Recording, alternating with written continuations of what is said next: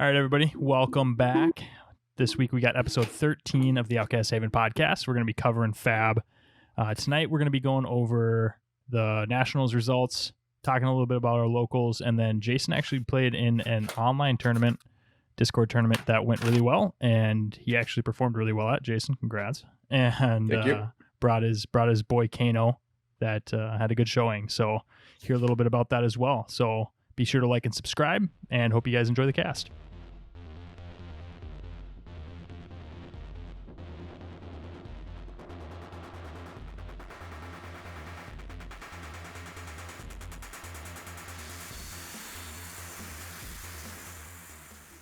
All right, hopping into it. So let's go ahead and start off with Nationals results, how that went, since that's big news in the community right now.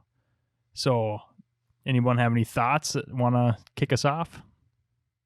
Yeah, I think I don't think it was a surprise to see Matt Rogers, however you pronounce that last name. Yeah, you said you're gonna mispronounce on purpose. Yeah, so better. Matt Rogers.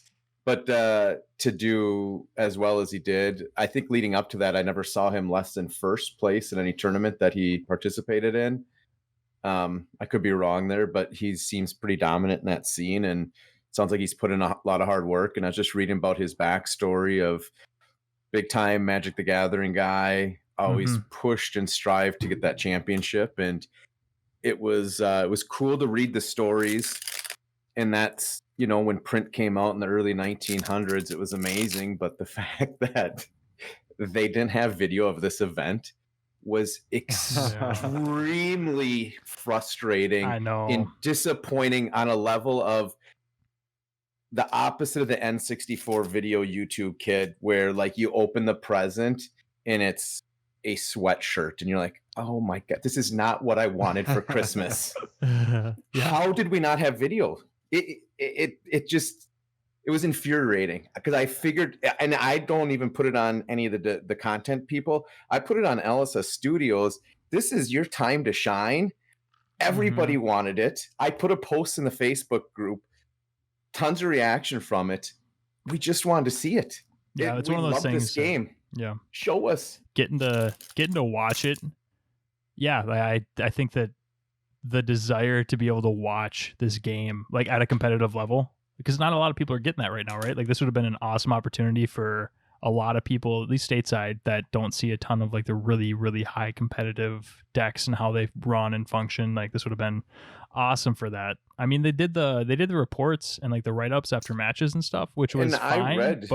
I read every single one of them. Yep. Because I would love to see Matt Rogers play a card game. Oh, I want to see how he runs Dash. Yeah. Yeah. I would love to have seen that. Just to see, you learn so much from it, and it's why we like this game, is we want to watch other people play it. We want to enjoy playing it. I just would have loved to have seen that tournament. Yeah. So I think like just constructive feedback, you know, not to like keep it down, but I think definitely in the future, try to somebody, whether it's a content creator, whether it's Legend Story Studios. I don't see why Legend Story Studios wouldn't put something out for video for any, even like Road to Nationals tournaments and stuff like that. I know they might not have as much of a presence at all of those. I guess I don't know what their presence actually looks like at those tournaments, but you can tell it was an afterthought, because they didn't make their Instagram page until 23 hours before the tournament started. Yeah. Yep. Yeah. And it's the first one. They are a couple of years deep into it at this point. A year and a half. When we start our locals, we'll be recording them. We will record our locals when it starts. Us guys, just because we think it'll be fun to show everybody our locals. I know I'll have a camera there for every locals for the top table. Yeah, I think to be fair, I think people will be like, well, you know, you got to have a camera and internet, you got to have all this stuff. But like, let's at the same time, like, I will give some grace in the sense that it's like, hey, it's the first one. They're still figuring out. Everybody's figuring out. Yeah. But I also want to kind of like point back to the fact that we come from the game Star Wars Destiny, where FFG couldn't have cared less about the game. Like literally couldn't have cared less. They were it constantly was referenced, the relationship with the players, between the players and the game makers and that was constantly like a bad relationship where you were constantly being hurt by them, but we went back because we loved them so much and we were convinced they would change. That's how bad it was. And as a result of that, the community just said, look, we're just going to do it ourselves. No matter what, we're going to do it ourselves. And I'm being completely honest in saying that, like, even if the company didn't care, it's not that hard to set up a camera with a little internet connection and a Twitch account. You can put a phone up with a Twitch account and charge it. Like, all our initial videos is this. This is what we personally use. This phone, my work phone. Yep. Is where our gameplay videos came from. Yeah. Because we didn't have anything fancy to do them. So we jicky-jacked a rig that went over, and we moved the table, not the phone, to get the picture. Because the phone was such a pain in the butt to like, get in position. So it's like we're like, okay, it's flat, it's square, shift the table. Yeah. Everybody there had a phone. Yeah. Just get a holder and put it up. Even if it was just a guy, a guy standing over the table, like holding it. Yeah, I would have taken that. I would have watched it. Yep, 100%. I would have watched every second of it. So I get constructive feedback. Constructive feedback in the future. Video it. I think that video is going to be. It is really important to just spread and let people see what that looks like. And it helps us because it's going to grow the game, so we have more people to play with. Yeah. Well, and let's be honest. If we're being honest, I think even recording it would have been amazing, simply because if you look at our channel, if you look at Dice Commando's channel, if you look at Session Blood's channel, if you look at anybody who puts out content for this game, what is the one thing that gets the most views on everyone's channel across the board with no questions asked? Gameplay. Because people will listen to people talk for only so long. But you know what? They don't care about my opinion about Dash. They care about how to play Dash so they can pummel their friends with Dash. And no matter how much I talk about my deck's construction on the podcast or how I run it, doesn't matter. Watching Matt Rogers play it is infinitely more important to their ability to win games. Yep. And not even gameplay is king with him, but just, and I hijacked us going down results. You had a Dorinthia that I would love to watch. My wife plays it. She would have watched it. Yeah. Reinar, we have in the group. I play Bravo. I mean, we got to go outside the top 8, so we would have had to see some Ninja and Swiss rounds. Sorry, Dane. Oh, that's all good. I still would have loved to see like what they were running, like how they were constructing it. Absolutely. Because I'm sure it's drastically different from how I have it built right now. So that would have been awesome. But just asking, please, next time, please video it. Yep. Somebody, because we will watch. Don't make us buy plane tickets. We're going. That's already the plan. At some point, whenever this fiasco is all complete, we want to. Yeah, they won't let us in now. I don't think. No, probably not. I wouldn't let us in. So I wouldn't let us in. No. Have you seen what we've offered up the country as a whole? Oh God. Entertainment. Actually, entertainment is what we give the world. So if you, America is the world's like drunk uncle at Thanksgiving. Yeah, that's actually good. That's good. And everybody complains about it till it happens, and they're like, "That was amazing." And they just get their popcorn out. They love it. It's like, did he really like say that at the end of the debate? Oh my God. Man, will you just shut up? Oh man, that's not even what I'm talking about. But yeah, I know. I just love the. Oh. Anyways, everyone's perception. So let's go back to. Sorry, I get back on topic. So I will get us back on track. Back around, Jason. What do you think about the breakdown of characters top 8? Expected, unexpected? I think expected. I will be honest. I not shocked to see who took it. All the way. Matt Rogers is fantastic, and I said it last podcast. Like, he's an amazing player, and I doubt it. Like, no one's gonna disagree with me. So it's kind of a freebie on my part. But I still think that seeing him play Dash was really interesting.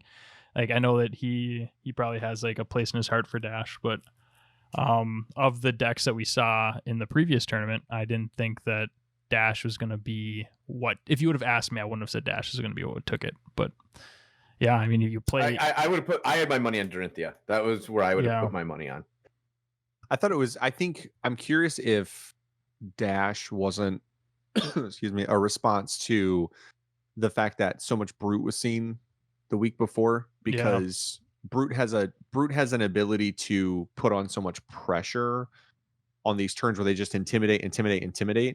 But then when you give those cards back to Dash, if you build like the fast control Dash, where it's just like, I just need to keep a blue, I can shoot 2 times. And it's like, you can just keep eating 4. I'm just going to block with whatever I've got over and over and over again. Like it's that compiled, 2/2/2 damage that Dash is able to do while playing some control. And he had a bunch of defense reactions in there that were bigger. He was running unmovables. That I assume were specifically for like the Brute and Bravo matchups, where he was just trying to cut the damage in half. Like you're gonna still take some damage, but instead of taking 14, take 7 or take 8. That makes a huge difference when you can turn around on your turn and then throw 6, even just 6 shots, just like throw 6 back at them, but as a 2/2/2 split where they're forced to either block with a bunch of cards or just keep eating damage. And I think that's what Dash does well, is she plays control well against those big decks, and then she's able to put on so much pressure on like decks like Dorinthia that want a reaction into everything. It's like you have to outpace it in faster games, but then in a game where they want to throw big attacks at you instead of wide attacks, it's able to put pressure back on and challenge your ability to do those big attacks, because you have to absorb all the damage coming in, which Dash puts out a lot on turns that it hits hard. So like it's harder to hit to go with a tall attack versus wide attacks versus Dash. So it plays well, I think, into kind of everything. Yeah. But I mean, I was going to say that's kind of, honestly, that's kind of why I thought Dorinthia was going to do well, because I feel like Dorinthia has really good play into Rhinar.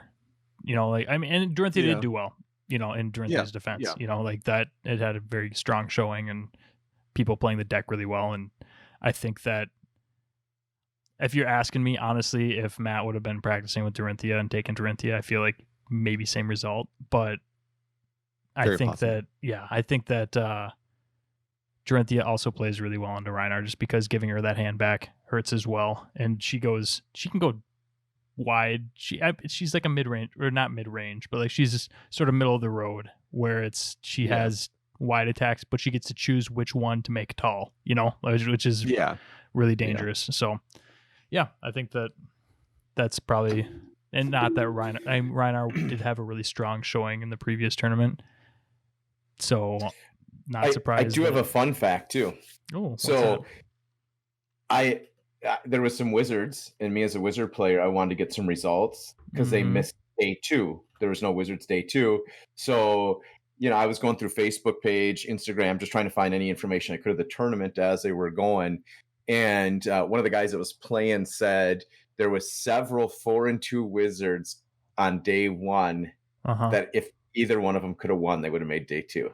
So 4-2, that's pretty. I think it's getting closer. Yeah. That's exciting to see that they made it up. I didn't see anything. I don't know if anybody saw what Rangers did. I'd love to know where their records lied, because I thought that somebody could sneak in with a Ranger. I was expecting to see at least one Ranger too.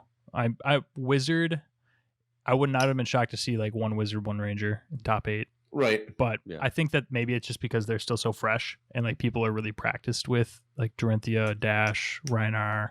People have been playing those decks. Yeah, it's tough to slide over and switch that soon into a meta for a big tournament. What Dane is saying here is there are smart competitive players who take the Dane approach to play a deck that they've played over and over and over again, and they tweak it a little bit. And then there's the Blake and Jason approach, where you go, I'm really in love with Ranger right now. I'm going to go ahead and play it. We're going to go ahead and ride the lightning, baby, because that's what we do. They need more people like Jason and I over there to really shake the meta up. That's what you're saying. Yeah, because you guys commit hard to like the new fun toys that you guys are enjoying. It's like Jason's like, I'm not playing anything other than Wizard until I figure this out. Like you've been grinding Wizard ridiculously. It's been tough. It's tough, but it's I will say that deck is the most rewarding deck.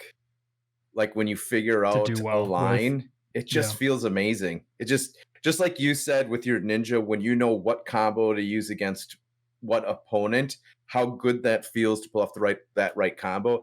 Wizard's the same way, knowing exactly which damage I'm going to take because I have the cards and hands that I am going to do offensively against them.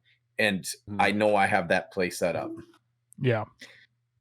It's rewarding learning. And then knowing when you can win.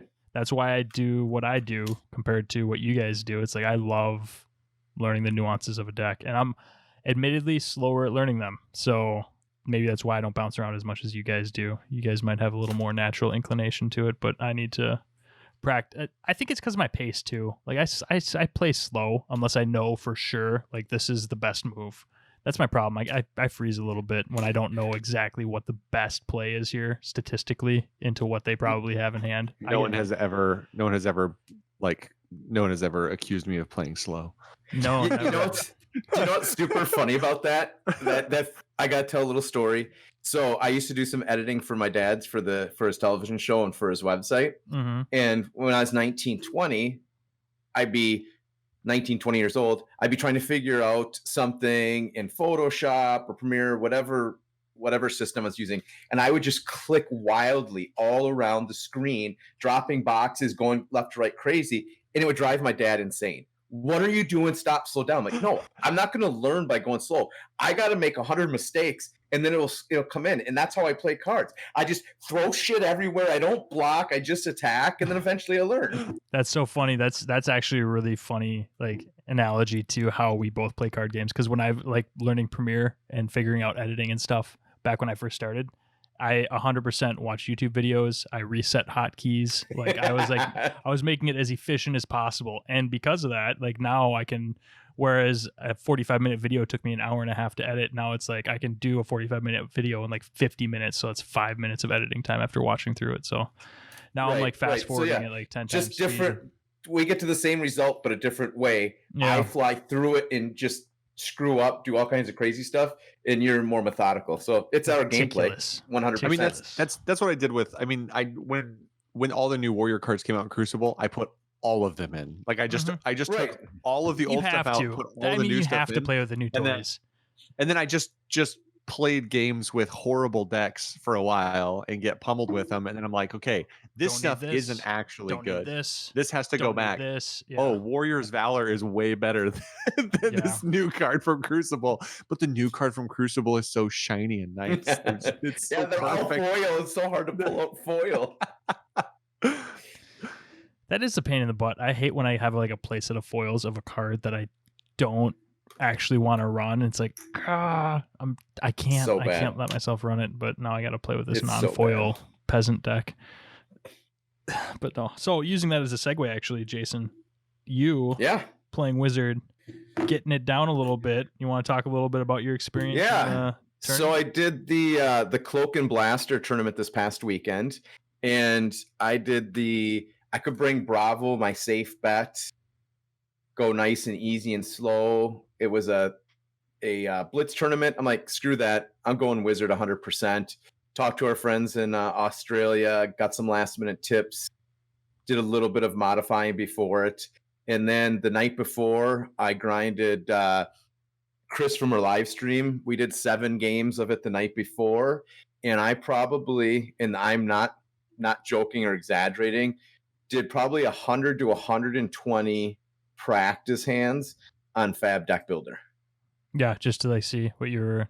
Every time I did it, I would go, this is what I'm going to block with. This is what I'm going to block with. I'm going to pitch this. I'm going to attack with this.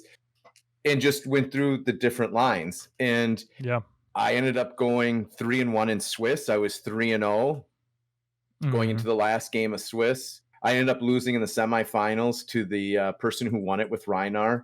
He ended up hitting me for a triple intimidate and doing 7 damage on turn 1. So with Wizard having 8 life at turn 1, it's a little brutal. Yeah. But I beat him in Swiss in a very close match that I pulled off, and super fun. Everybody was awesome to play with. My first match, we did 4 games after our initial game, which he was playing Dorinthia. And then we did 4 more games against other decks. The best part about playing Blitz Wizard is every game that I won, I knew I was going to win on that turn because I was saving my Stormstriders to break them and go for all in. So I knew exactly how to set up my wins. And that was from playing with you guys a ton, of just grinding a ton of games with the team, playing with Dave from Australia, just he's been playing at Wizard for a while and beating his head up. So talking to him, running through lines with him. So it's just, I think it's a group effort in a lot of these to become good. I know Matt Rogers had said with his victory, I think his Jacob Pearson was his direct partner to practice with. So like just having you guys to test with and grinding games makes a huge difference. So going into tournaments, I would just suggest if you have a group of guys that you're playing with, bounce as many damn games in the night before and use that draw ability on FabDB. And it's Super amazing what you learn. You're going to see tons of opening hands or draw hands so that you know if I'm going against Dorinthia, I'm expecting to get this, and this. And I think that's just from playing a lot of games too, is you kind of know what you're gonna see more of and kind of what you need to block against each battle. So you know what you can throw and what you can put in your arsenal for your next turn. So use it. It helped me a ton. Yeah, I did that with Ninja after my second iteration of the deck after Crucible came out. I actually went through matchups and I played through like the first two for sure, sometimes 3 turns of just like, this is what I'm going to arsenal. This is what I'm going to block with. This is what I'm going to, this is what I'm going to use this turn. This is what I'll be pitching. And like, because you can do all of that in the tool, which is cool. You can click the card and select, I'm going to pitch, I'm going to play, I'm going to, so that was really cool. And it's a really good tool to do for sure. So definitely check that out. And that's FabDB. Do they have that if you're not a patron? I think that's part of I don't know, but for $3 a month, it's worth it. Yeah. So I just like, I don't mind supporting them either, to be honest. Then we get to flex card backs too. So no. Well, that and just if somebody's going through all that work to make our lives easier, I can throw them $3. Right. That's a cup of coffee. I'll throw them some bones. Every game that I've ever played, like, the most used tool I have is whatever the best DB is. Yeah. Like they're the best database that someone builds that's the most functional. And even, I mean, I'll use bad ones sometimes just because you need a tool. And then when a good one comes along, a lot of them don't have a way to support it. So it's a nice way to support it and be able to get, it's a tool that's nice. Like to Jason's point, being able to grind games with a group of guys is so important for the development of like us as players and the game as a whole to continue to push the competitive level. And that stuff's super important. I think that's where locals comes into play. Like in our case, locals is nice because for us, it's just another chance to play more games. And I think for some people, that's like their whole, testing strategy and their whole play strategy is just being able to play at locals. So, well, also that's a lot of people's, this is what I want to be able to perform well at is locals. It is a good testing ground for sure. But a lot of times people want to watch the videos. They want to watch nationals. They want to watch just gameplay on YouTube because they want to be able to show up to locals and do well. And right now I know that there's not a ton of like prize support or like packs per win, stuff like that, at least for us. So if you got a locals that's going right now, like I know Chaos, I don't know his full name. That's always in our chat and stuff. Gift of Chaos. Apparently he's got a huge locals going on in Texas. So if you're in Texas, if you're in Texas and you're not connected with them yet, definitely check out our Discord. I know his name's up in the Discord a lot. Or is that YouTube?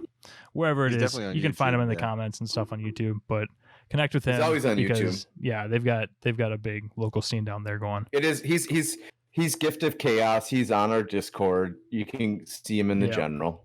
Yep. But yeah, like it's a good point too. And also, you guys are crushing giving me segues tonight because on that note, we'll segue into our locals and how that's going. So this week we had our 4th week of locals, 3rd for us. Yep. So, right? Is that right? Yeah. I've been in all 4. I say Jason played the first one. Yep. The first one. And Mark. So yeah, Mark went 2-0 in the first one. Oh, and Mark also did 2-2 in this same one with his KO build in this cloak tournament. Oh yeah. So awesome. So Mark went 2-2.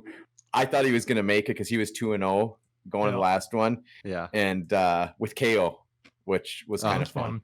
Yeah. Rolling them Vader dice. Wild. Yep. That's awesome. Yeah. I mean, it's fun to be able to play with different people. I love our locals, and next time that there's tournaments that come up, like we all gotta make a point to make it work. But life comes up. Speaking of life coming up, you guys may notice that I have not gotten the lore video up yet. That will be coming out this weekend, so stay tuned for that. But yeah, so talking locals, what'd you guys run at our locals this week?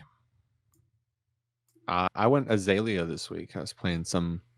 Yeah, because we were Ranger. constructed. So our locals have been going back and forth. We do a week of blitz, we get constructed, week of blitz, back and forth. Yeah.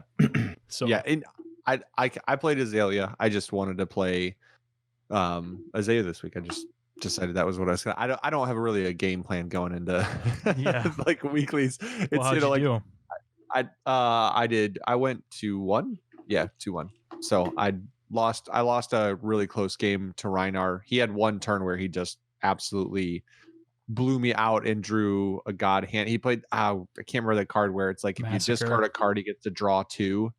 And yeah, it's Massacre, I think. Yeah, just absolutely, like that turn absolutely broke my back. I felt like the game was going well, and there's my dog. I felt like the game was going well, and I felt like I was in control of it, even though it was Reinar, and Reinar can spike and jump on you and have these big turns. And then he played like to Dane's point, I think it's called Massacre, where I discarded a card and it's a thing, and he draws 2 cards, and all of a sudden he's got a huge hand, and I had already blocked, and he'd rolled Scab Skins and got 3 action points, and it was just like, yep, this is the turn I die. And I think he did 18 damage on one turn because I ran out of cards. Like he intimidated twice, and then I blocked with 2, and then he drew a bunch of cards with the second action point. And then it was like, cool. So whatever you do, I'm just going to take it to the face. He's been crushing Reinar. Yeah. He Toma Fandalled me twice, and I was like, oh my god, I just got you down. Stop it. He's gaining 6 life because he just does that, and then he has 6 cards in hand because he's using his tunic. I'm like, oh my god, stop it. He did that. He did that at the end of the late in the game on me too. He got. I didn't get to play him. Yeah. Oh, really? Both times he scab skinned for at least 2 action points. First action point was gaining 6 life, having a 6 card hand, and then just destroying me. I was like, I've only got to play him once, and I had the deck to play that deck this week, and I didn't get to play him. I ran Bravo, and I ran Kale's top 8 Bravo. So I pulled both the top 8 Guardians. So I grabbed Jacob Pearson. I feel like it's straightforward. Kale, I feel like it's not a name you can mispronounce, but it's okay. Well, and Kale's, I just made both of theirs just to play their decks. They're very similar, yet some very distinct differences. So I played them. I played them poorly. My only loss came to Mr. Blake's Ranger. I just refused to block, and I just wanted to do these big towering titan swings and dominate. I don't know. But we had a close game. It was fun. Yeah, it was close. I think to be fair, the turn that really got it was when you invested a whole turn in dropping, I think, towering titan. Oh yeah. And then I was able to throw a 10 dominate sleep dart at him. So I knew I knew with the towering titan he was gonna throw a huge pile of damage at me. Yep. So I was just like, let's just shut off the ability to dominate me. Let's just not let that happen. And then and that was basically the difference. Was that turn he threw a huge swing at me anyway, and I just dumped my whole hand and ended up only taking a few. And it was a fun game. I mean, Sleep Dart, man. Sleep Dart is I like that deck. I like that Ranger deck a lot. Yeah. It seems super fun. I definitely next time we get together in person, I want to play Ranger. I think I need to play Wizard. I'm not super that's not my play style, but I want to play it so that I can learn it. So I'll have to probably grab that from you too. I've played Reinar a couple times just because I want to learn Reinar.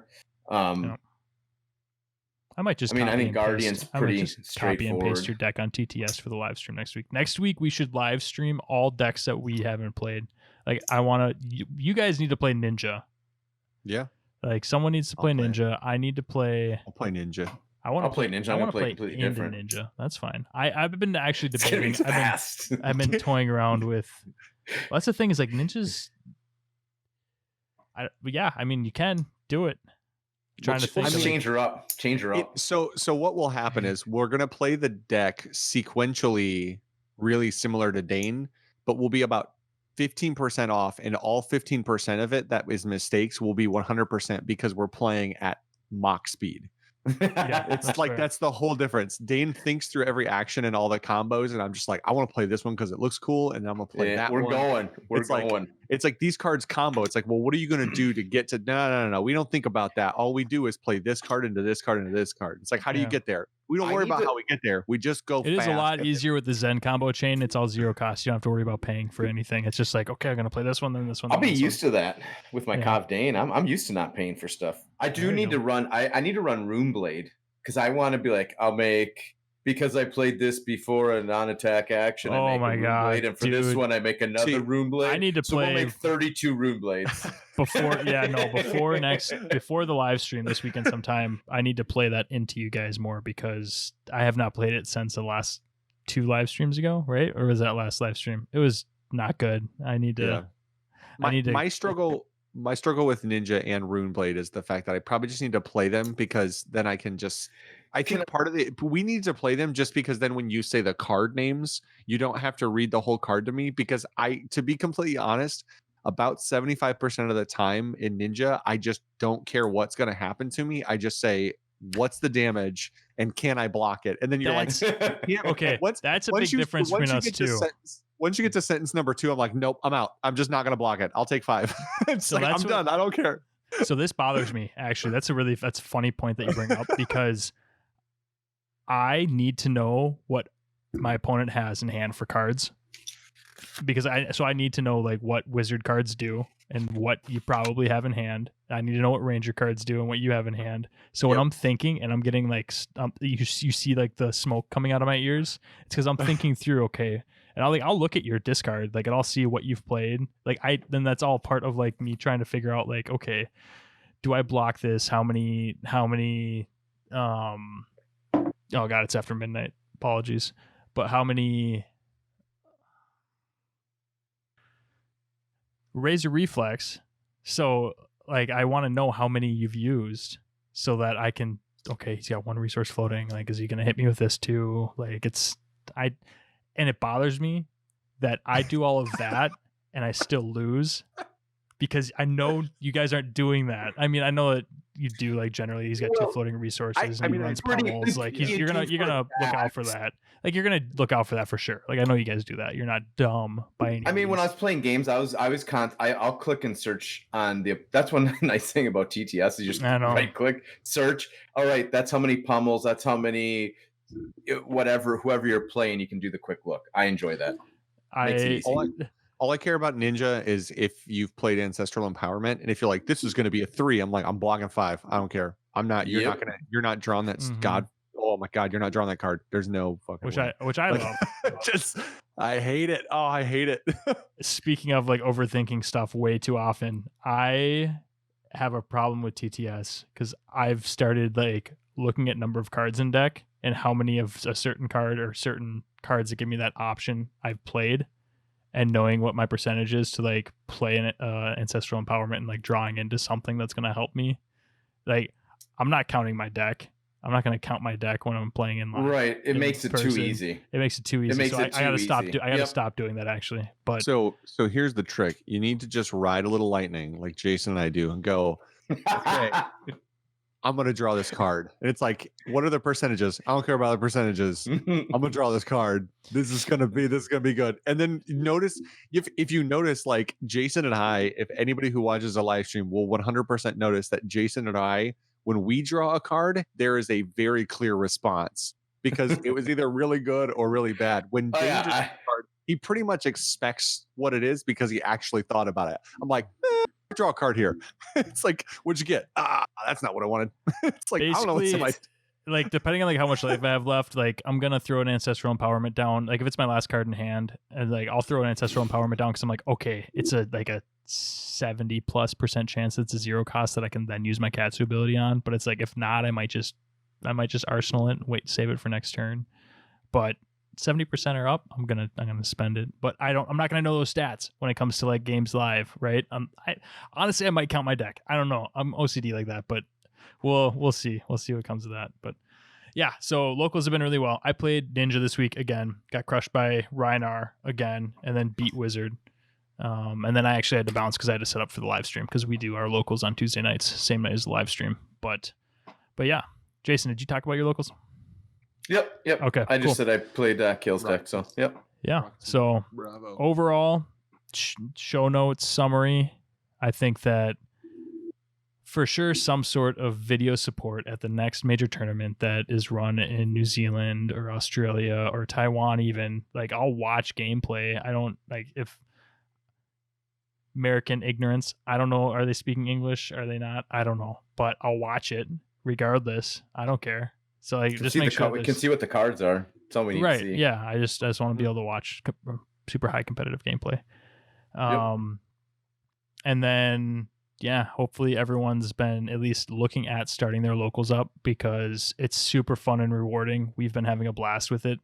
And me and Blake talked about it a little bit last week in our little discussion podcast that having some sort of support helps, whether it's everyone, like you get a group of 2 or 3 guys that like really want to get it started in your area and you all go in on a box and you just do like 2 packs. We're doing 2 participation packs, not packs per win or anything right now. But I think once we have a month or 2 under our belt, we're going to go to the shop and say, hey, we'll pay you the $5 entry fee or whatever it is. And we would love prize support. So that's sort of our plan. See how that works out. But it's been going really well. It's been a ton of fun. So hopefully that's been going well for everyone else out there too. And yeah, that's basically all I got. Anybody got anything last minute? No. I mean, I think to Dane's point, I just think locals are super important. I think whatever you can do to get them going. I think people want to play in big locals. They hear about big locals. They want to play with 8 or 10, 12 people. But I mean, ours are usually 4 to 6 people depending on the week, but it's consistently been 4 to 6, and I think there are people bouncing around. It's not the same people every week, and I think that's good. That's fine that it's 6, close to 6 every week with different people still rotating in and out, because that shows that with a little more consistency and a couple more players and things, like it could be an 8 or 10 person local soon, and then that turns into a bigger number and you continue to grow. And not being in a shop is hard, but I think if people put in the time and effort, I think you'll see it happen. And just do it on TTS, find a way to do it. It's good. That's what's going to grow the community. And that's what we need right now is just, anything we can do to continue to grow the community. Because once it's open to shops again, I think we see, a huge surge in. We're going to see another surge. Sure. Yeah, we're going to see a surge once shops start letting people play there and people are walking by, checking out the game. Like you're going to see more growth, but having that established where it's like shops open and boom, Tuesdays hit. Like, I know we're already talking about the fact that like Tuesdays are probably going to be our night to go to the source or whatever and play. So I think even to that point, I think Unlimited will probably help. I think we'll see a handful of new players on Unlimited because people will get access to the cards and you'll be able to just put a deck together for your buddy. Right now, if you are focused on 1 or 2 classes, you might have traded away or sold a bunch of your stuff to get other stuff. Yeah. And when Unlimited comes, people will buy more stuff. You'll have that ability to kind of put together a cheap deck for your buddy and be like, here, man, play this against my deck. Or play my deck. I'll play this one. And, people will get a chance. It'll have that like nice feel where you're like, have 2 or 3 or 4 decks put together and you could just have those casual fun decks. I think that's going to be really good for the game too. Yeah, I'm super excited for Limited. There's tons of cards I want to get for it. Yeah, no, I'm just excited for cards to get cheaper. That'll be good. Yeah. All right, guys. Well, thanks for joining us tonight. Appreciate everyone listening, and please leave your comments. Let us know how your local community is going. If you got questions about Discord or TTS, I mean, hit us up on Tuesday nights. Hit us up anytime, really. Leave comments in the video. We don't care. We'll answer. Like, we already talked with or gave some feedback to another content creator who's asking like our mic setups. Like, it's easy stuff. Like, we don't care. We'll definitely give you whatever advice we can give. Like, we're fresh on this too, so more than happy to help.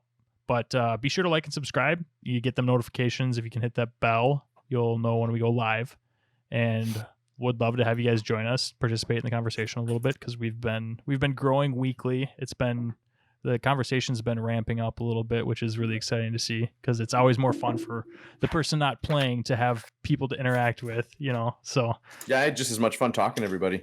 Yeah, you were killing it, man. Like you're better at that than I am. You were like responsive and like starting conversations. It was really annoying to play And then when- like and have then- yeah. to listen. Well, you to guys the can whole turn time. me down a little bit. You just remember that in Discord, you can Yeah. turn me down a little bit so that I can keep the conversation going. I can't because I'm. Oh no, yeah, I'm streaming, so I can't turn my audio down. Otherwise, you just get quieter on the stream too. Yeah, I Oh. could probably figure something out. Whatever. That's I mean, a that's a the note comment section for. really goes when one Mesa Comer leaves and the other one enters. That's true. When Mason hops on, it's like, all right, time to go. All right, guys. Well, thanks again for joining us. Hope that you like and subscribe. Share this channel with your friends. Would love to just help grow the community. So we'll talk to y'all next time. Peace. See ya.